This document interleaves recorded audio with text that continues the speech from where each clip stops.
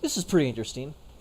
Um, Hollywood legend Audrey Hepburn was a World War II resistance spy. This is from New York Post as of yesterday at about 10 o'clock.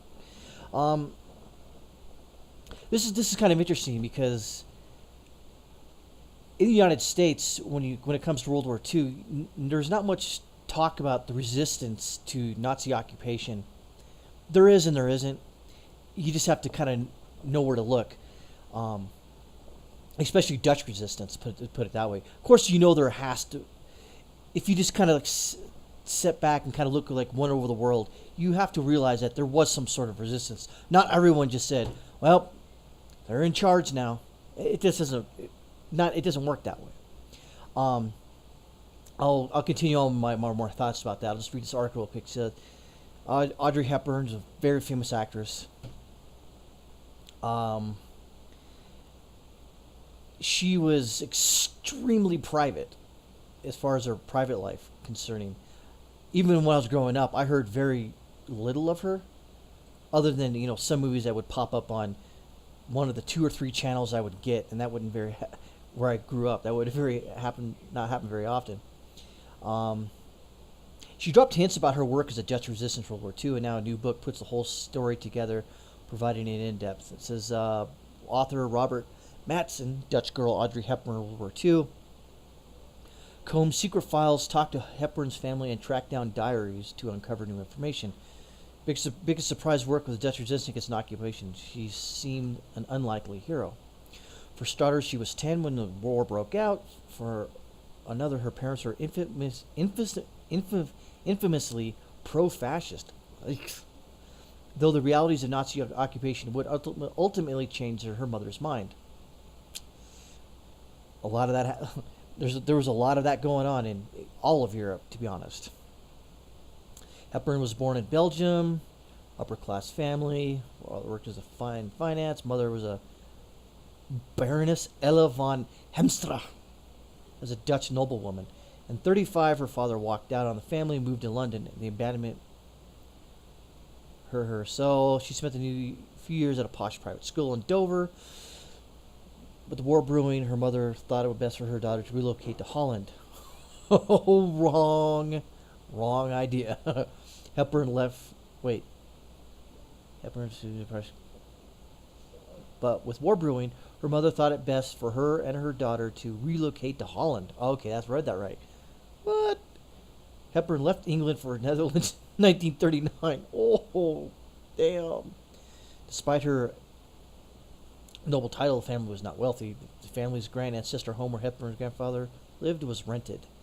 My mother didn't have a dime. Hepburn took jobs. And that's what I was saying. It's like, why would you move to... Germany invaded the Netherlands in 1940. There you go. Troops surged over the border, quickly occupying towns and villages. Overnight, signs were switched to German and swastika flags became flying. And in schools, the children learned their lessons in arithmetic and problems like, if 1,000 English bombers attacked Berlin and 900 shut down, how many returned to England? Jeez. Hepburn's escape was dance. She had been introduced in ballet in England. Now she threw herself full force. She fell in love with the stage. Wow. So her normalcy was shattered in 42 when Hepburn's uncle Otto von Limburg Styrum was rounded up and imprisoned. He and 4 others were driven to a forest, tied to a stake, and shot after being forced to dig their own graves. Yeah, that'll definitely steer you to the resistance. Murder sent Hepburn's mother fleeing to Velp, a small town where Hepburn's grandfather lived.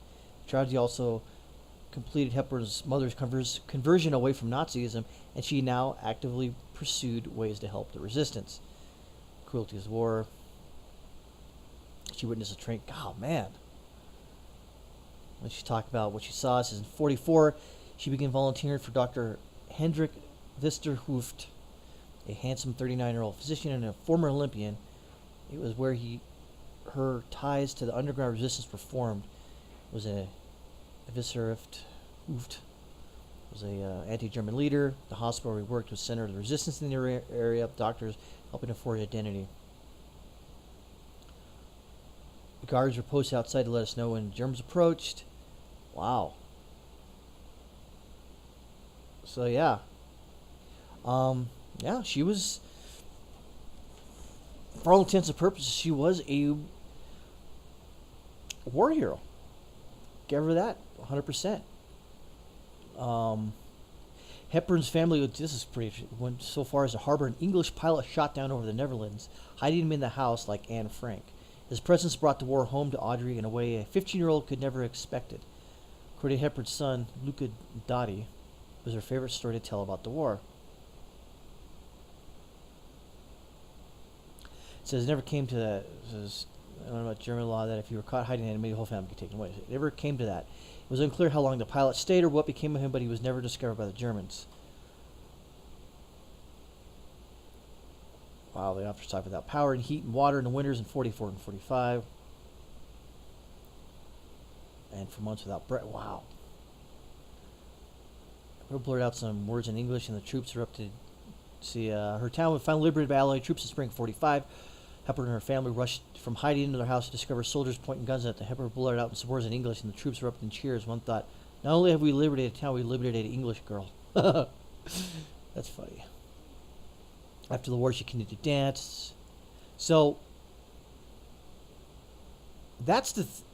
I think, while the story is really, really cool and interesting, the book probably be really good. One thing to know about resistance during World War II is that it came in all shapes and sizes. It wasn't just like people like Dietrich Bonhoeffer or Oskar Schindler, doing some really extraordinary actions. It was people like Audrey Hepburn, whose family, saw the light and said, this whole Nazism thing it's not good. We need to, fight against it. And understand that there's not much they could fight against. They didn't have weapons. You can't take on a whole army by yourself. But what you can do is you can resist in small ways. And this happened a lot in Germany, where you saw some of the German population may have been on board with the unfortunate acts of their government. But as the war progressed and it got worse, they started to sour against it, and they said, well, you know what? What can I do to resist? Well, for instance, I took a class in grad school about German resistance, and one of them was that, let's say you worked at a ball bearing factory. You just wouldn't come into work one day. You were sick, or you got the flu, supposedly. So you just wouldn't come in a day or two. Or you would throw sand in the grease or something. So you would do something small to sabotage or resist your oppressors, if you will. That's just on a small scale. Then you had like the youth movements, such as not that other youth movement. I'm talking about the youth movements who were being suppressed by the German government at the time, like the Edelweiss Pirates, the Swing Youth. People in Austria would not farm as properly as they should. There was a lot of things that someone who wanted to resist your oppressors and or the government can do, albeit small, because again, resistance just doesn't come by the barrel of a gun. It also comes at not complying with your government's wants and needs. So as we see here is one example of Dutch resistance, is where her family helped a downed British pilot. They worked in that hospital to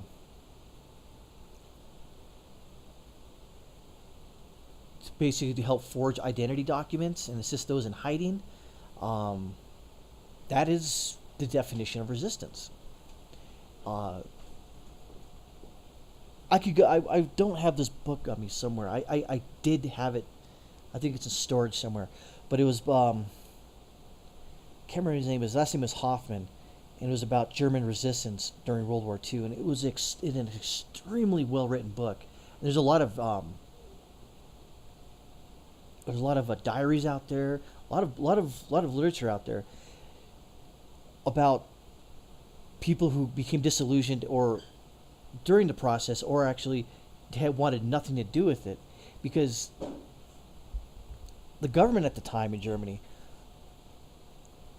they even though they were socialist, national socialist, they hated communists, despised communists. And you would think, well, why? Because communism at the time